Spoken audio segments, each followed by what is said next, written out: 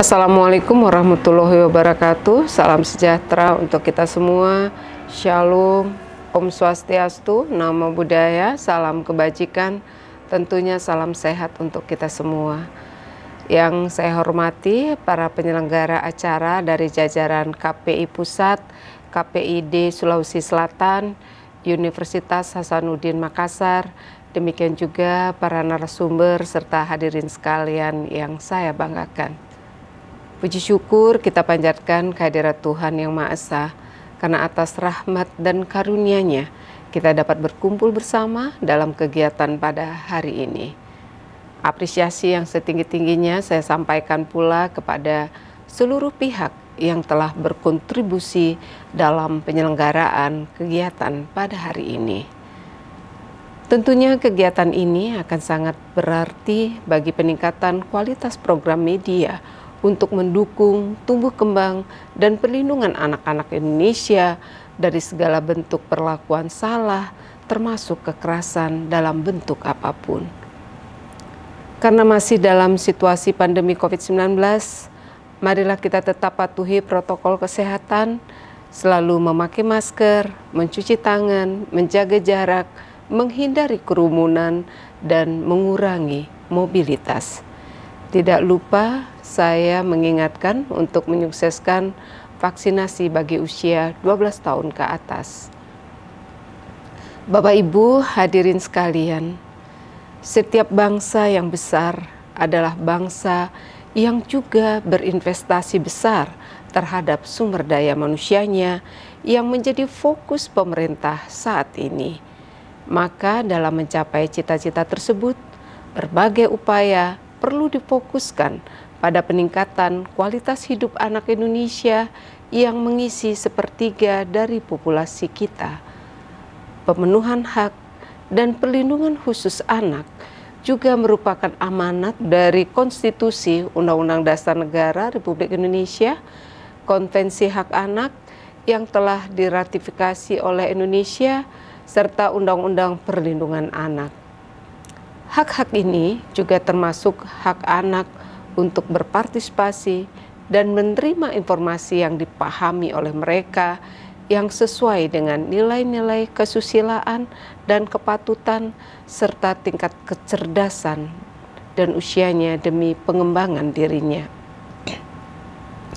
Bapak dan Ibu yang saya hormati, upaya pemenuhan hak anak adalah isu yang sangat kompleks dan multisektoral, sebagaimana diamanatkan oleh Undang-Undang tentang Perlindungan Anak. Terdapat 4 pilar dalam perlindungan anak, yaitu pemerintah, baik pusat dan daerah, masyarakat, dunia usaha, demikian juga media. Bagi anak, tontonan adalah tuntunan. Sebagai peniru ulung, secara psikologis, salah satu cara pembelajaran yang paling efektif adalah melalui mengobservasi. Mereka gemar meniru tren, gerak-gerik, hingga cara berbicara idola dan tokoh-tokoh yang ditontonnya dari televisi. Apalagi bagi anak-anak, terutama remaja, para tokoh dan public figure yang mereka lihat bukan hanya sekedar digemari, tetapi juga menjadi role model atau panutan bagi mereka. Sayangnya, ibu-ibu sekalian, saat ini masih sedikit sekali media, termasuk televisi, yang memberikan tayangan yang dikhususkan bagi anak-anak. Contohnya, jika kita melihat dari data tahun 2020, film dengan kategori usia semua umur, yang berarti ramah ditonton anak, masih jauh lebih rendah dibandingkan jumlah penonton anak-anak.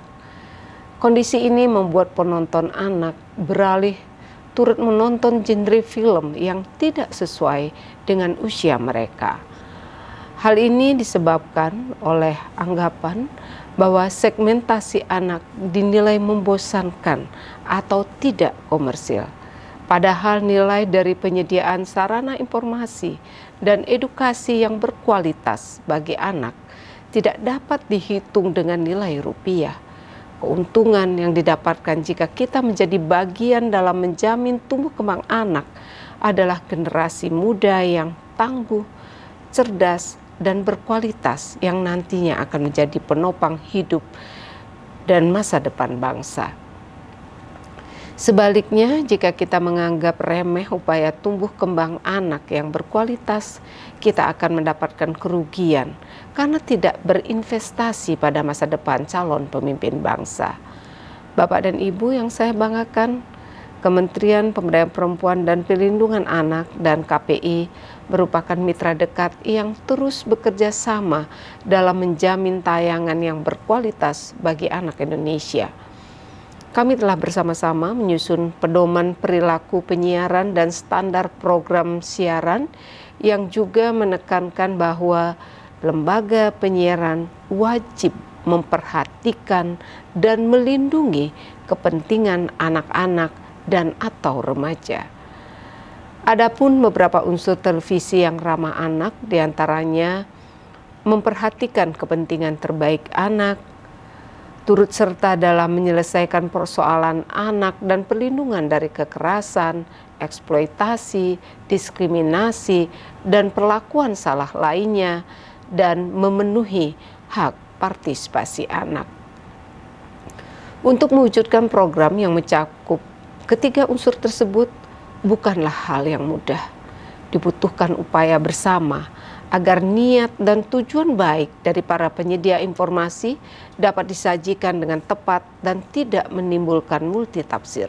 Karena segala bentuk dukungan dan glorifikasi terhadap segala bentuk diskriminasi, stigmatisasi, stereotip, dan segala bentuk kekerasan terhadap anak tidak dapat dibenarkan dan tidak boleh ditayangkan di televisi.